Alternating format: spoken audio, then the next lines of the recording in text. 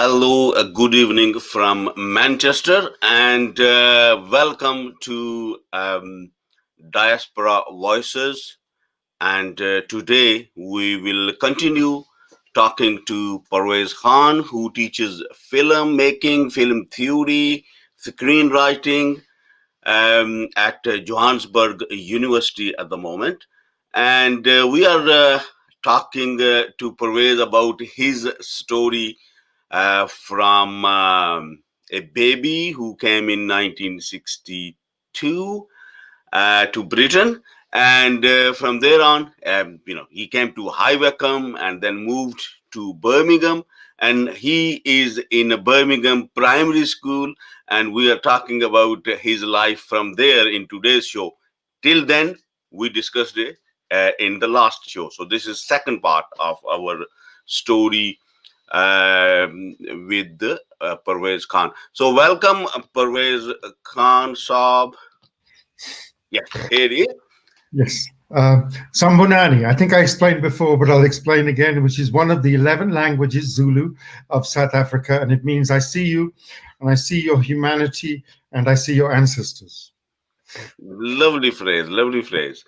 And Pervez Saab, last week we talked about your life and your memories, from your childhood. And we were in your last primary years in your in the primary school.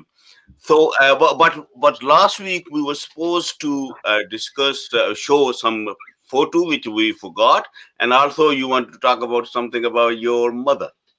Sure. So if I start off by sharing a photograph I meant to show last week, but you'll see why. So just take a moment. It should be on screen, and we go. So you can see this now. No, you have to share the screen. I can't see that. It says share. I don't know what's going. It says it's sharing your entire screen. It has to come on in my lobby, and from there I can take it up. Okay. Well, according to me, it's gone to your side and it's waiting. Okay, let's hope, because I can't. Usually, I can see things in the lobby, and then I take them up. Okay. So let me put something. I don't know where it's gone, but let me just put it on screen. Hopefully it won't be difficult. Here it is. Oh, no, not that one. There's a lot of things here. Just give me a moment. Just give me a moment. Yeah. So we can come back to this. I'll do this in a moment. Let me try to get my screen and I'll show you. So we were talking about the 60s, and obviously I made the point about my mother being a very significant person in my life. You know, my father was at work a lot, especially as she was the only female relative for most of that time. But also, you know, she came to school events and did other things which were to do with bringing her children up. It's interesting, in our house, I mentioned that we had relatives. Later in the 60s, when some of our relatives started to move out, we actually had a Jamaican family living in our house, the Ledfords. I know this because Sandra Ledford went to my primary school. I'm not sure if she went to my secondary school, but so there was, I think, a mother, father, and a son and a daughter living in one of our spare rooms, which is, again, not uncommon for that era. Yes, that's amongst South Asian households, there were Caribbeans living, because obviously we lived in the same areas and we had the same problems and challenges about where people could find accommodation. So it wasn't surprising. Yes, the Ledfords lived in our house. The other thing which I thought was interesting of that period, which I have a clear memory of, is that it's in that late 60s period that there are discussions in my family, which I remember, about how it was important that we didn't just have we didn't have a British passport, that we had Pakistani passports, because the British could throw us out at any time. Yes. Now, at the time, I didn't understand where this conversation was coming from very clearly. But obviously, as one gets older, you begin to understand that this is around the late 60s, 1968. Enoch Powell, The Rivers of Blood speech that he made in Birmingham, in a hotel sort of bar, you know, which still exists, I think, the Burlington Hotel. So it's a very famous speech. So, you know, although many of my adult members of my family couldn't read or write, they knew what was going on. Yes, in terms of Britain. And also, I think Birmingham, which I discovered later, even though the likes of Enoch Powell came into being and there was racism, Birmingham was very fortunate that from the early 60s onwards, it had a lot of trade union organizations and community organizations. So South Asian, Indian organizations, Pakistani organizations, Jamaican, other Caribbean organizations. So there was a certain amount of solidarity between different communities through struggle. Yes, and I think that's important to remember for later, because I know later in life when I discovered how some of my friends lived in places like Manchester or Sheffield or Blackburn, I think it was different in Birmingham because we had a critical mass of numbers by a certain period, which, not that there wasn't racism, which I think there definitely was, but there was enough of us to change certain areas quite dramatically, and one of the areas was the one I was living in. And so, so this idea that they could throw us out at any time, yes, and it was we had to be ready, which was like a fear. You didn't quite understand it as a child, but you understood that it was a fear, a concern amongst the adults. Yes? Even if you didn't join up the dots, which you did later, I think it was important that we realize that. So, my mother, let's try again, because I just want to show this photograph. Hopefully this time, if I have it on my screen, this time maybe it'll work. This is taken mid to late 60s. It's probably around 19, I don't know if it's showing on your side now. Does it show? Nope. Okay, it says it's going. It says share screen. It says share screen with, and from my side. So I don't know what happens when it gets to your side. Do you get a request? Sorry? Are you seeing anything now? Nope. Okay. Obviously, technology is not on our side. We did it last week and it worked. And I'm doing exactly the same thing. So I don't know what's going on. So, something is happening which isn't. I'll try one more time. And then we'll, yes. Yeah, because usually, like I said, when I can see it in the lobby, and then from there I can take it to the basically, I sent a request to share it. It says share screen, share your screen. You want to share my screen? It says application window. I say no. Sorry, it's talking our viewers through it, but I don't know what else to do. Yeah. See, I can see it appearing on my version of what is the screen you should see, but it's not coming up on your side. Okay. Well, sometimes the technology works perfectly, so other times not. Yes. Yeah. So look, the late 60s, Birmingham. I spoke about going to the market with my father, not often seeing any other Black people. When it came to secondary school, it did come as a little bit of a shock because the primary school was much more like a smaller 30 kids per class, 6 classes for the years, and suddenly I remember, not just suddenly, I remember going to look at the secondary school with other friends who were going to go, which is Golden Hillock School in Spark Hill, which was down the road, so it was possible to walk to it as well as get there by bus. And we were in the gym looking at a display of gymnastics, and there was a white kid next to me who looked at me as if I was like a piece of shit. And I didn't quite get this, because no kid in my school had treated us like this, no white kid.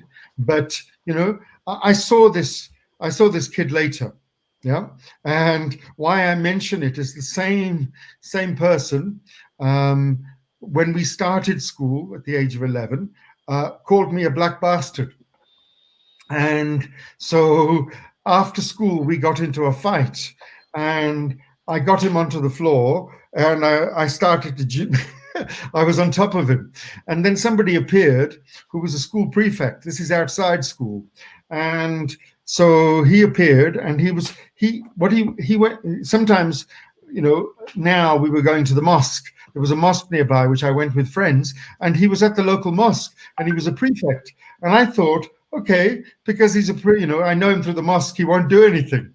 The next morning, we had to go to the headmaster. Yes. And even though this other kid, I remember his name, Gary, had called me a black bastard, which is what I said to the headmaster. He said, look, if I see you again, you're both going to get the cane. And I thought, I'm not to blame. He's the one who provoked me. But it was interesting that for defending yourself in whatever little way, you were blamed equally for the person who was calling you a black bastard. And so I suppose I began to realize quite quickly that secondary school wasn't like my primary school, that it was there were 1,000 kids now. Was it in the same area? Same area, walking area, Spark Hill. So Spark Hill is next to Spark Brook and Small Heath. I have a joke about when somebody tells me they're from Birmingham, if they're in Birmingham or outside. So I say, how close to the number 8 bus route? And then if they didn't know where the number 8 bus route was, I'd say, yeah. Well, that's, I understand. You come from. But you were also going to tell the tandoor. So the tandoor crosses over from the 60s into the 70s. My mother was very inventive, yes, in many ways around the household to make things happen. I mentioned it this week to double check, to do a reality check. So my mother, at that time, we used to have metal bins, which the council used to bring to take things away, and you could buy a bin from them, or you could buy a bin from the hardware store. I think you could buy an extra bin from them. And one time she bought a bin, one of these metal bins, and she dug a hole in the garden, and she buried the bin sort of at an angle in the ground. Yeah, so you could put wood or coal at the bottom of the bin, and the upper part would be exposed out of the ground. And she made it a tandoor. Yes, it wasn't made out of clay. It was made out of a combination of this metal bin and English soil, and and in there she would make sometimes, which was special occasions because the restaurants didn't exist in the way they do today. She would make tandoori roti. Yes, which was very nice. And on really special occasions, she'd make makhani roti in the tandoor, which obviously was something to, those who've tasted it know. Yeah. Yes. And I mentioned it to her this week. We spoke earlier in the week just about the 60s, and she did something else which I'd forgotten, because sometimes we'd come from school for our school lunches because we didn't like school lunch. So she tried to make us, things that she thought we would like because they were like an English school lunch, which was like mashed potatoes, beans or peas or fish fingers. And so she worked out a way, this is before microwaves, to get it ready for us. So she would put it on she would put all the things she'd made on a big plate, on a pot of water which was boiling after she'd cooked it, and then cover it with a lid to keep it warm. Yes, because she wasn't sure, exactly what time we'd get back. Sometimes we were a little later from school. But, it just makes me think about not just my mother, how our mothers must have, gone to really interesting lengths to make our lives comfortable. I know I've talked to her about the past, and she said, look, there are 3 things which have changed our lives. She said, one is the washing machine for clothes. Yes, which has changed our lives, from when you were a child in the 60s, the vacuum cleaner and the microwave, And she said, just at a domestic level, which, it was really interesting to hear her talk. This was a few years ago. She said these things didn't exist in our lives then, but these things we managed to do without. And I suppose it's the resourcefulness of our mothers, yes, and our elders, and then, to make these things happen. Secondary school. Yeah. Secondary school was bigger. It was less friendly. They put you in sets, like in streams. I was supposedly in a stream that was for we were told that the top 2 streams out of 8, were grammar school material, which was like, okay, we weren't in a grammar school. But the thing that had happened was that also to sit the grammar school exam, my parents didn't know that the year before was the first year where it wasn't held in my school. You had to go to a special hall. And obviously, if your parents couldn't read or write, you couldn't go to that hall. So when you got to secondary school, you were told that you were like grammar school, like you were put in the top sets for English and maths, which was, I suppose, good. Yeah. And school was interesting, but I suppose by the time I got to 12 or 13, I wasn't very interested in school. Yeah. Why? you know, I suppose, I mean, I'd always been interested in reading. Yes. So I read a lot. You know, there was a question last week about where I got the BBC English from. And that was through, you know, through partly realizing unconsciously at first that language was power, and that the people, you know, the white adults that my parents had to deal with when I was a translator, they used English in a particular way, whether it was doctors, lawyers, and you realize they spoke English in a particular way. But also I read a great deal. I was like my primary school librarian. I was a bit of a geek, a nerd. So I read encyclopedias. I'd read lots of, like, I read all the James Bond novels before I was 11, because we used to run a Christmas bookstall. They weren't sold. So I read all the James Bond novels before I was 11. Yeah, so very English, a certain sort of Englishness that showed you, supposedly. And I also read these P.G. Wodehouse novels, which were Jeeves and Wooster, which are like upper class comedies. You know? Nothing to do with my life. I mean, I read lots of other interesting books, and I used to listen to the radio at night, because in the attic we moved to, when some cousins moved out, there was a big radio. One of those radios that had, you could tune to by different cities of the world. Shortwave.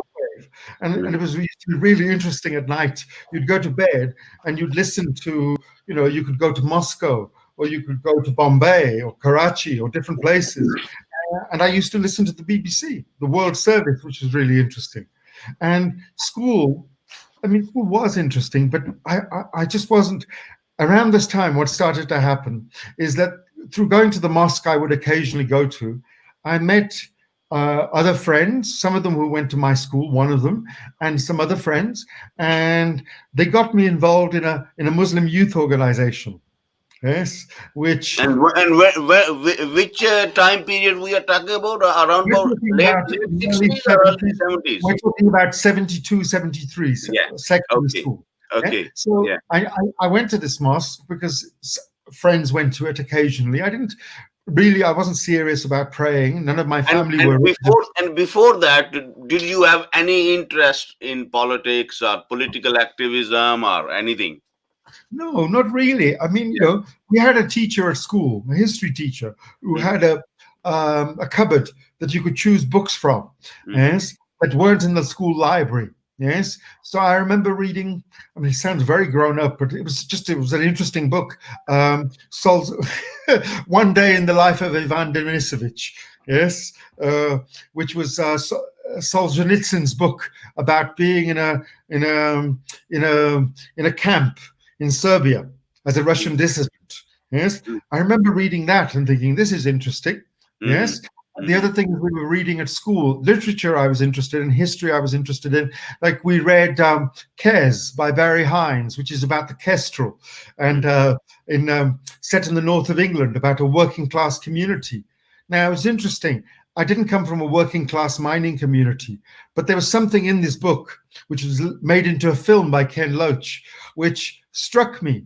Yes, I remember feeling very close, you know, to this character who had a kestrel in a mining village and nobody understood him. And I didn't have a kestrel or any of those things. But also, I suppose, one of the things about literature is that you discover early on, fiction, I think, literature especially, that whatever you feel about the world and how you respond to the world, that actually it isn't just you. There are others like you. Yes, and they, you know, others like you in the sense that the confusions you feel, or the interest you feel, or the, you know, or you know, the things you're thinking about the world. Other people have thought about these things. So how you became interested in what they were telling you in the mosque or in the community? These boys, young Muslim Youth Association used. Muslim Youth. So in the mosque, which I, you know, used to occasionally go to. Initially, I went to because it you know, they were like, you know, one of my friends went to the mosque who went to school with me, and I went along, and I discovered that they had a sort of a youth group. Yeah, and in the basement there was a gym. I wasn't really into weightlifting and things, and then there was a youth group in a community center that was connected to some of the people in the mosque, and I became very interested. Yes, and one, because they did sort of like social activities, which I thought were interesting. You played drafts, or you played chess or table tennis, so sports activities. But the other thing was that there were discussions, and there were discussions about colonialism, yes, and empire, and also questions of this was the 70s, and there were like discussions about how you shouldn't have long hair, maybe in our households, because that was very Western. And I remember a particular discussion where somebody said, actually, to have hair long, or short, is not something which is particularly, like this short hair business, short back and sides, was introduced by the British into Pakistan and India and Bangladesh, which was like come into existence. So these are cultural things. So your parents telling you that you should or shouldn't have long hair isn't really, it's a cultural thing. It's not a religious thing. And it was a cultural thing taken on by the British. And then there were discussions about empire. Yes. And colonialism. And then it was interesting. So there was a youth organization and there was a newsletter. So the youth organization was called the Islamic Youth Movement. Yeah. And so this must have been about when I was around 13. Yes. So 12, 13, where I began to become more involved properly. Yes. Like going to these meetings and taking part in discussions. Now, I didn't know, this is like maybe giving away the punchline. I didn't know that this was the youth organization of Jamaat-e-Islami. At this stage, I didn't know. Oh. Yes, because it was spoken about. So you found out about that later on?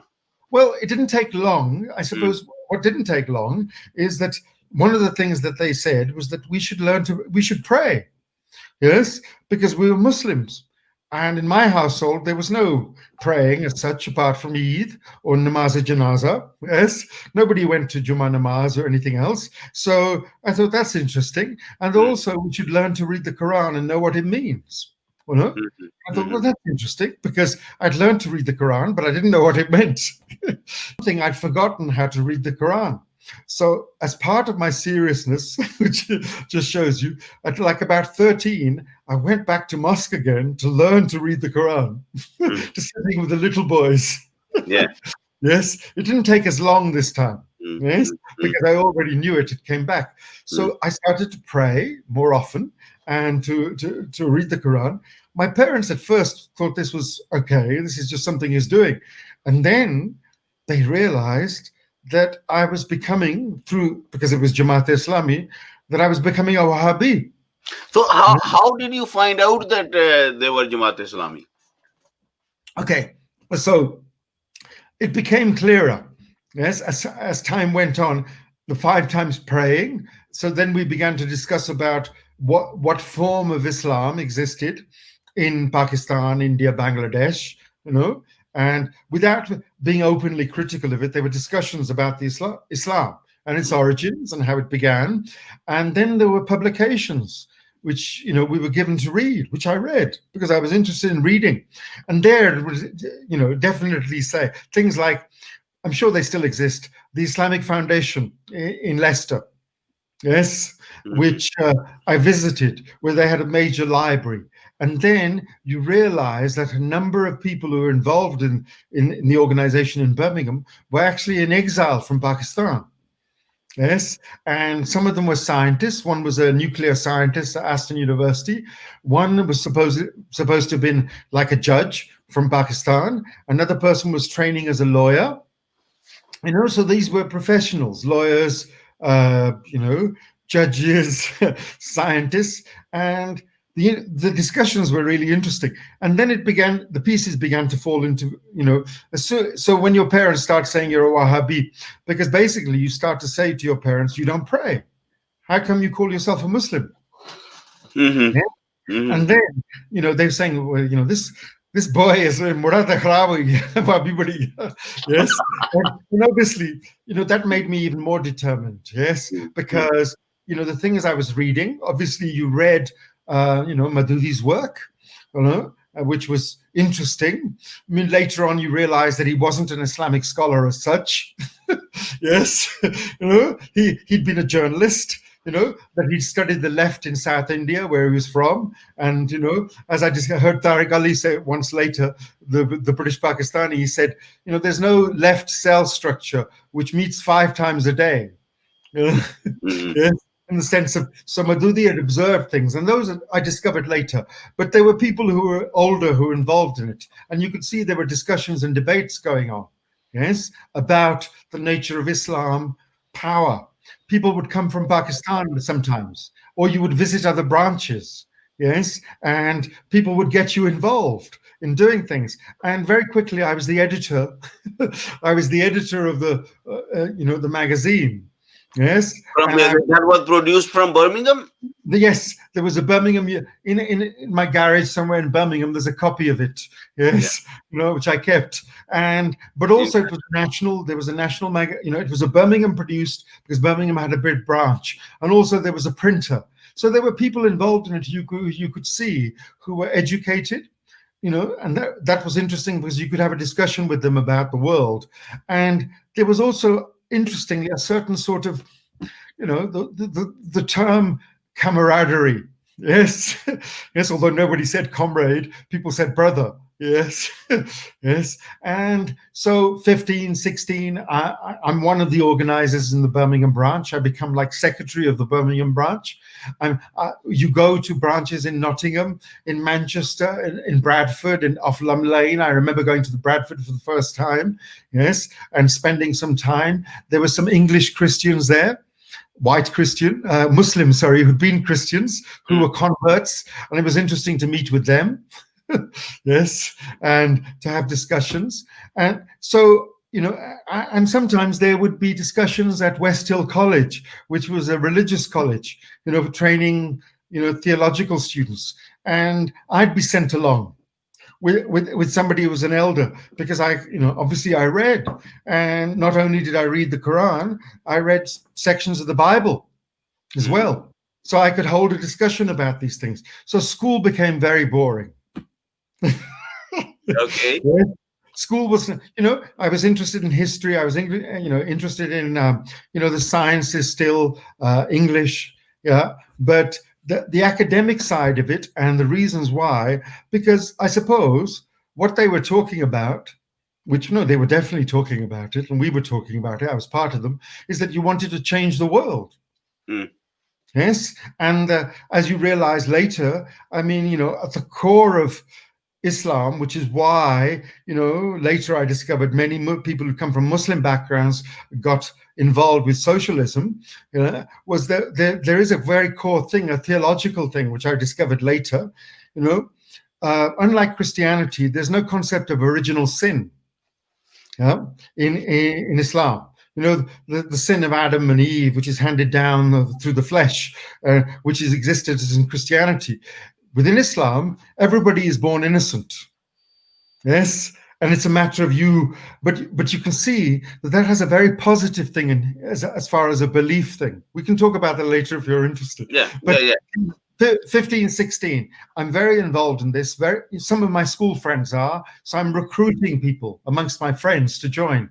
So you have social activities, you go away camping, you go to things like the Lake District, you do rock climbing, you have discussion sessions in the afternoons with people. You meet some of the people later on, as I realized, who were in exile from Pakistan because they were leading members of Jamaat-e-Islami if they were visiting.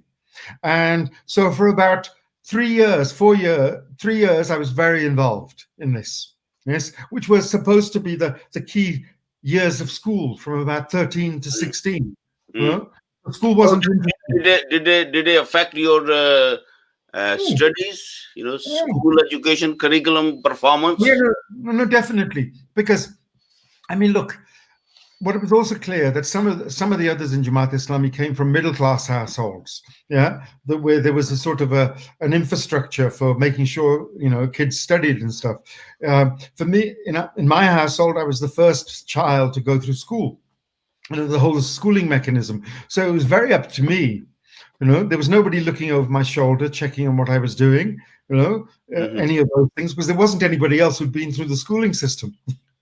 Yes.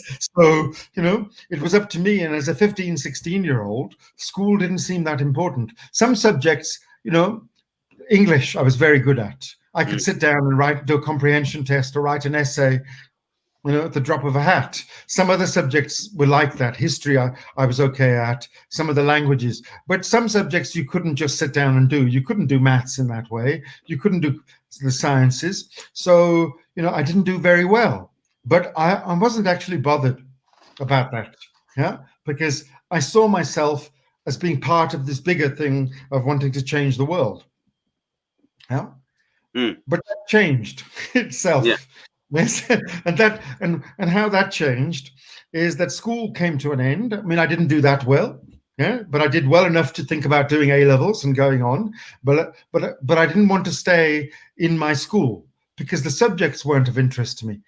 But around this period also, my sort of relationship with Jamaat Islami began to change. Yes, I enjoyed the company of the intellectual company, although I'd disagreed with certain things. They encouraged you to disagree and to have discussions. Not to sit there like a lemon, as they say in English, and just accept everything. And that was very interesting. Yes, that they encouraged you and challenged you to discuss things. And the fact that as a 15, 16-year-old, they took me seriously.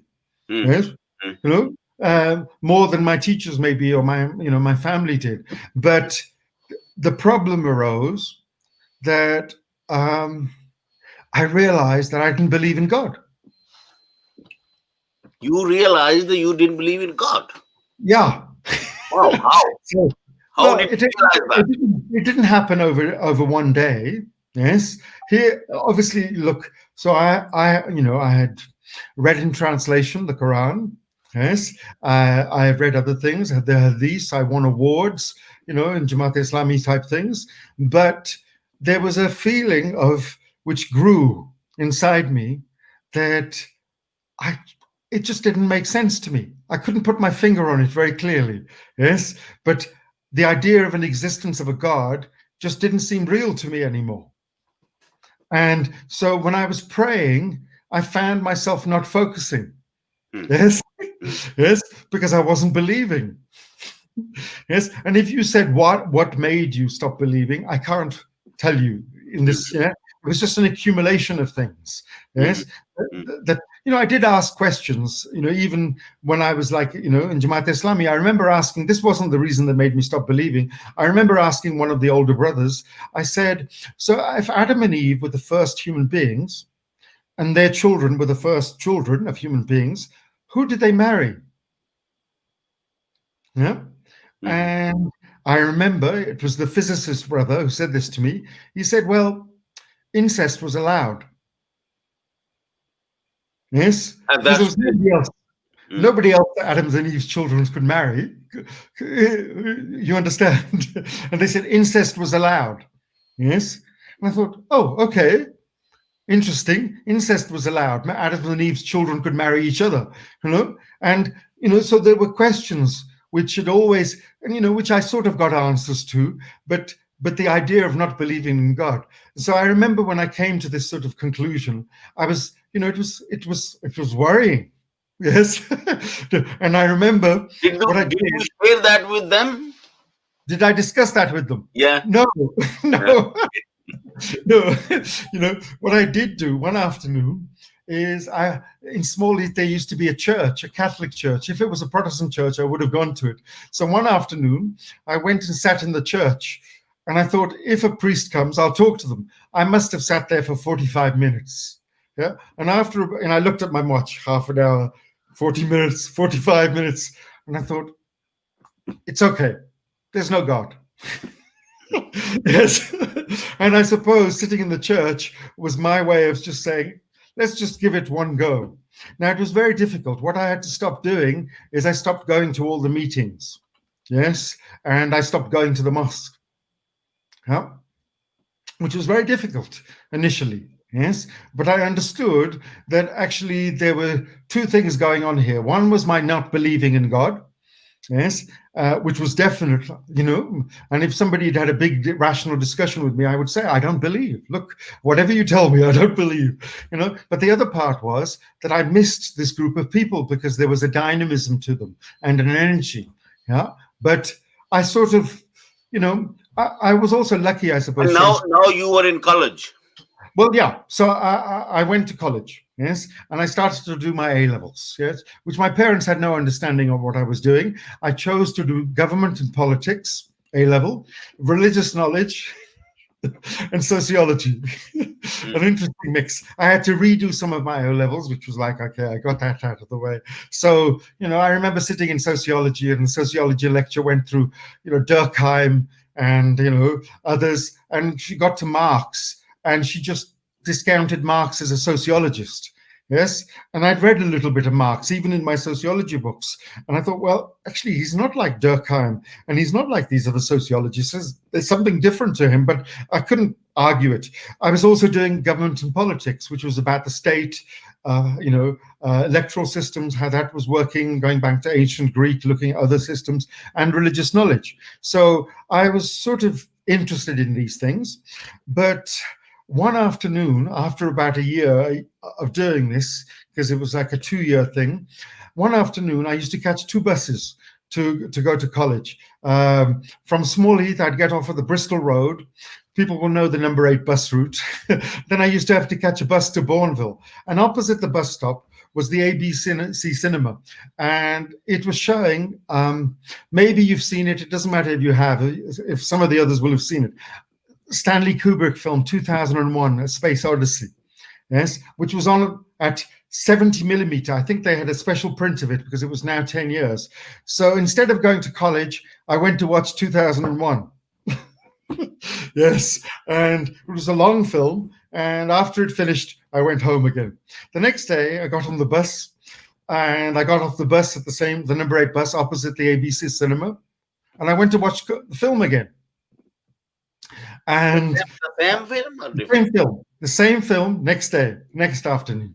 And I was really stunned. Maybe you've seen this film. If you haven't, it's worth watching if you ever get a chance, because it's all about how a strange object is discovered on the moon.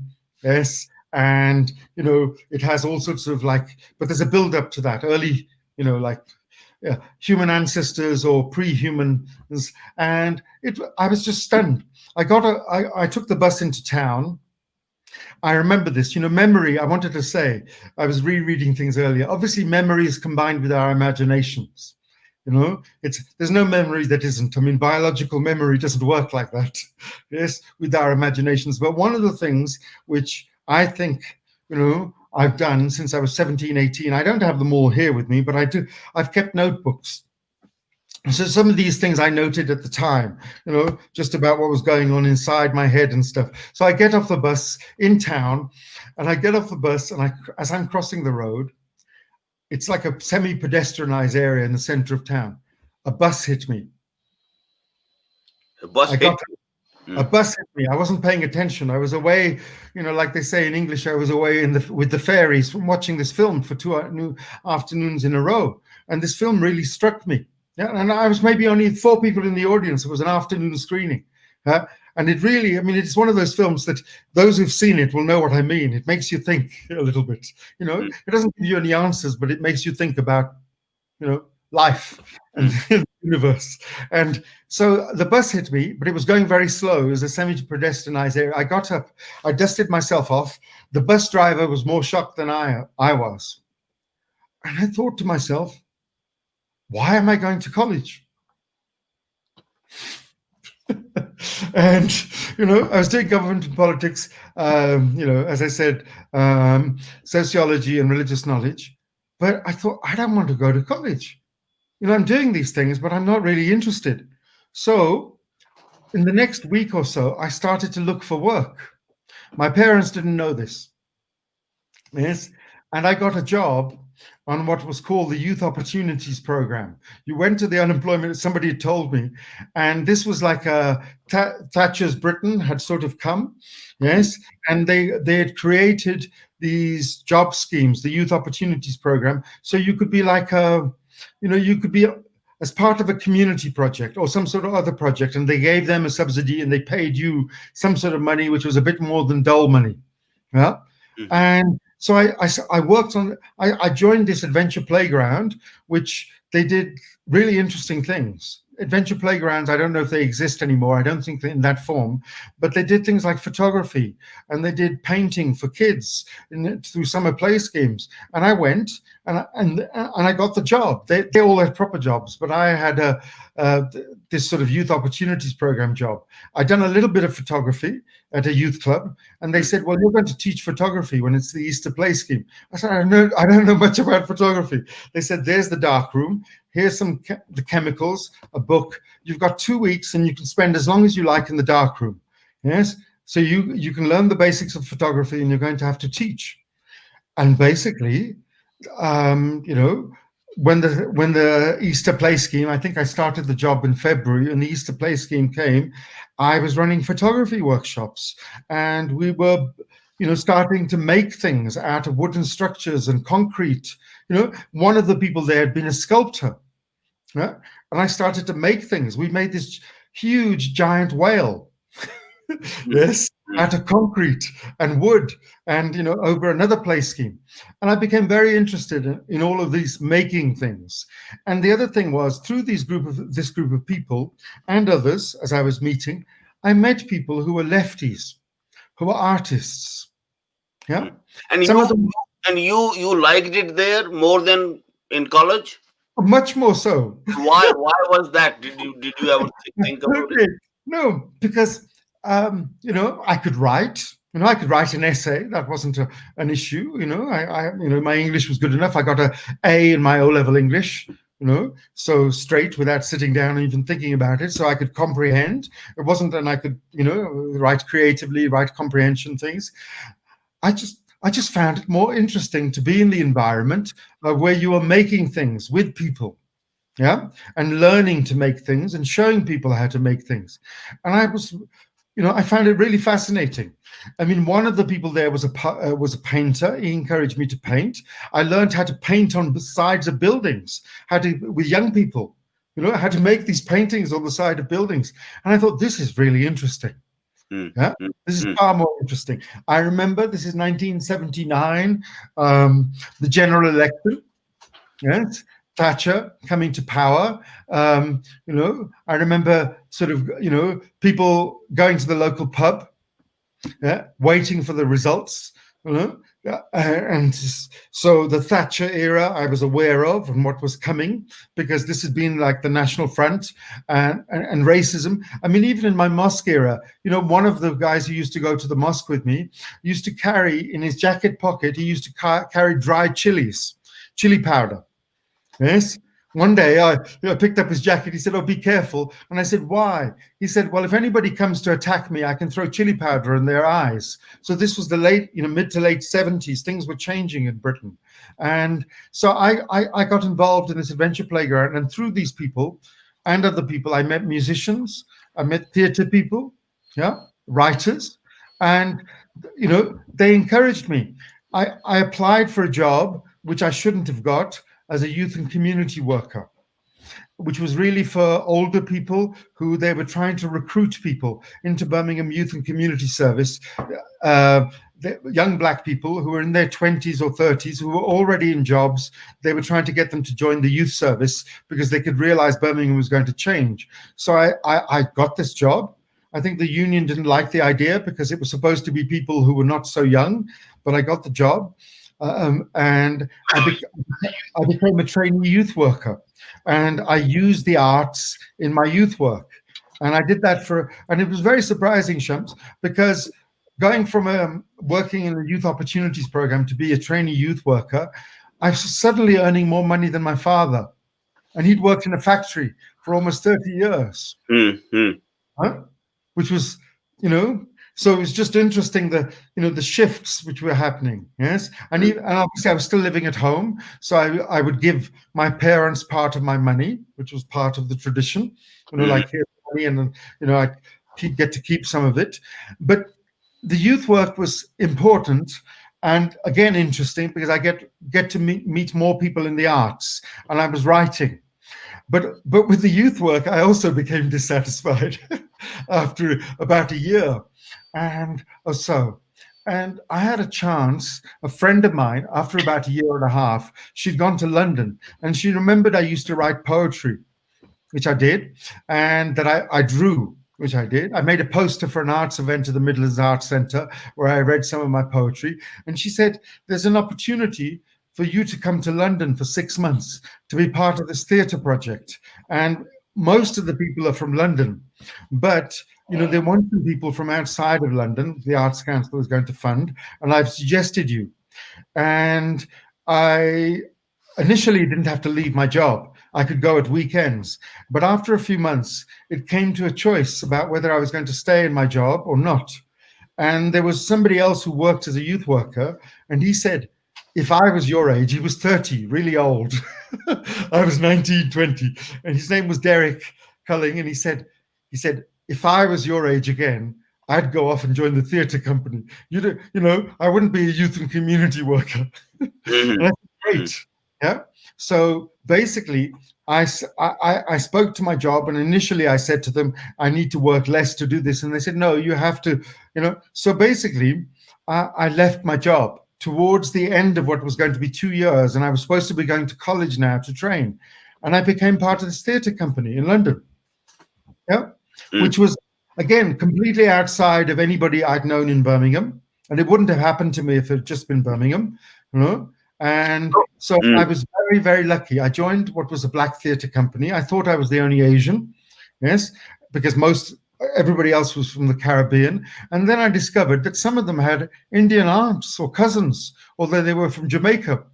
I didn't know those things at that stage about the Caribbean. I knew because I'd grown up with, Caribbean friends, but I didn't know the Asian connections. So I trained as an actor. Yes, with an African-American actor, director, who won prizes at Edinburgh the year before he worked with us. And we trained in Indian dance forms, in African dance forms, in dance, theatre, playing musical instruments. My parents didn't know what I was doing. Thankfully for them, because I didn't have to explain anything. Yeah? Because obviously in the cultural space we've come from, Kashmir, Pakistan, Punjab, all of those places, India, obviously a certain class of people go into the arts, either upper class people or people who are, at the lower classes. Yes, because it's considered something, the terms, even within the caste system, Marasi and, yes, Masalli and who plays musical instruments. Yes, and those things. But now is Fankar. Fankar. No, I understand. But how the thing, obviously, I've been fortunate because some of this took me to India later, this work. And I got to learn, a great deal more. But the key thing that for me was it actually took me out of the conventional life I might have had. Yes, around youth and community work, which, so a number of my, friends became teachers or youth and community workers, which is fine. I'm not anti that of my generation, a few. And I met others who did the similar things in the North. But for me, suddenly I realized there was something else that I could potentially do with my life. And it wasn't even about being rich or famous. It was about something which I suppose is inside you. Yes. And this is the only way you can express it. Yeah? And it was an amazing project. I lived in London for a number of months. Yeah, I lived in Hackney, and I got to know London a little bit, and to go to sort of like, to galleries there and to watch movies there, at late night cinemas. So we've reached, again, we've only got to the 70s, and you have to move me a little bit because, okay, so I've got into theatre by this point. That's right. And well, I was thinking now it is 1980s, and back in Birmingham, before you moved to theatre, I'm taking you back rather than pushing you forward. Life is not in one line. Yeah, exactly. So, did you come across any Kashmiri activists, other than those Muslim youth? the other Kashmiris who were in the anti-racist movement and all that? No, Like, no. What I did, I mean, through some friends, I did get to meet some people, yes, who I understood that there was a difference now. I began to understand. I had a friend, he's still, we don't see each other. My friend Kramath, yes, who was a bit older than me. And through him, at that stage, I met somebody. I met Mahmoud Hashmi, yes, who later plays a bit much, 10 so years later. when did you meet Mahmoud Hashmi, sir? I met him when I was maybe 18. I didn't get to know him very well. Yes, I met him. Yes. Okay. So, but we will talk about Mahmoud Hashmi a bit more. No. Yeah, later stage. At that stage, there wasn't much awareness in my life about being Kashmiri. Yes, I understood that, by this point, I understood that it wasn't just a broken version of Punjabi that we spoke.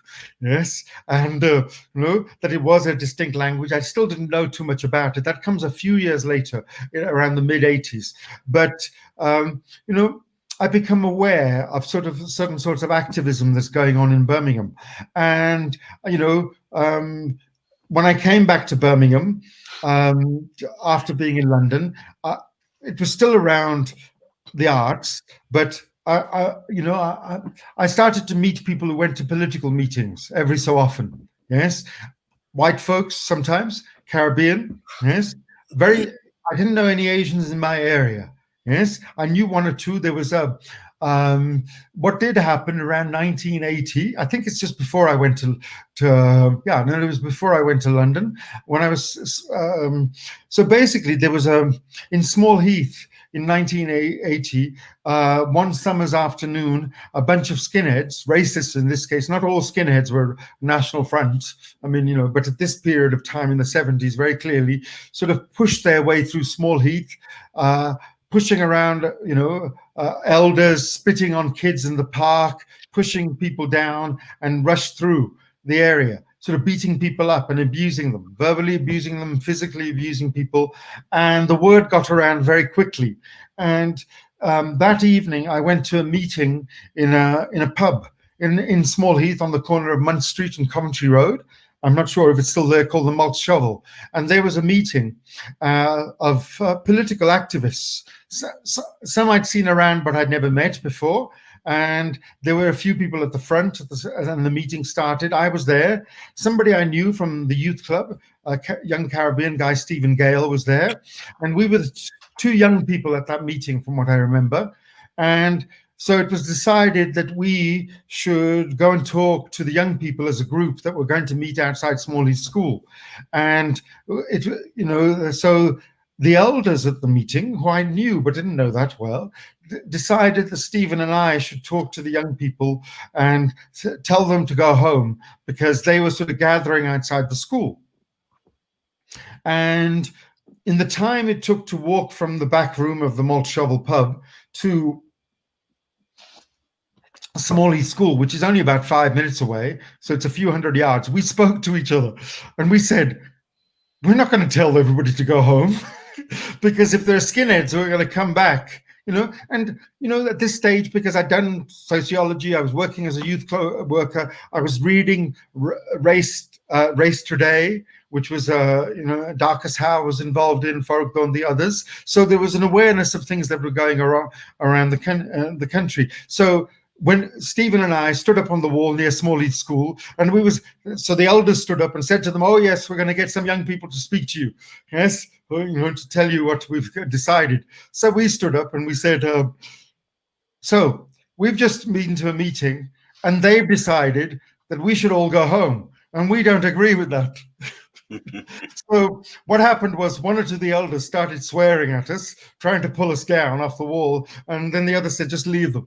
And because there were a lot of young people, there maybe were 30 or 40 young people, mainly Asian, mainly Kashmiri, yes, but not all, some white, some Caribbean.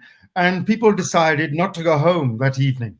Yes. And so what happened was that we set up we decided we were going to meet again in an hour or two before it got dark at near Small Heath Park, and that we set up a street patrol, yes, and we walked around Small Heath in case the skinheads came back. The cops were there.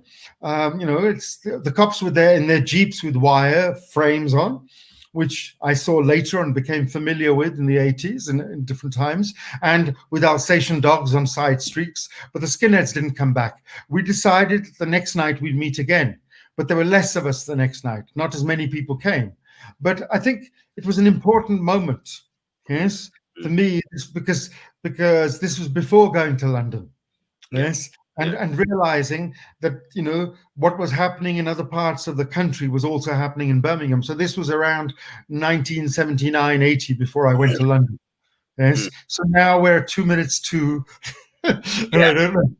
We are just have to conclude it. And obviously, we will continue next Sunday, 7 p.m. UK time. And we will talk about your journey beyond theatre and beyond London. And obviously, when we will move to the end of your story, we will come back to some aspects, some concepts, political and cultural issues. We will come back to discuss those in a different context, and certainly with people like Mahmood Hashmi, who I think deserves some of your memories of him. I think people will like, and it's important. So thank you very much, Pervez Khan Sahab, and hopefully, we'll be back next week, same time. And for now, bye bye.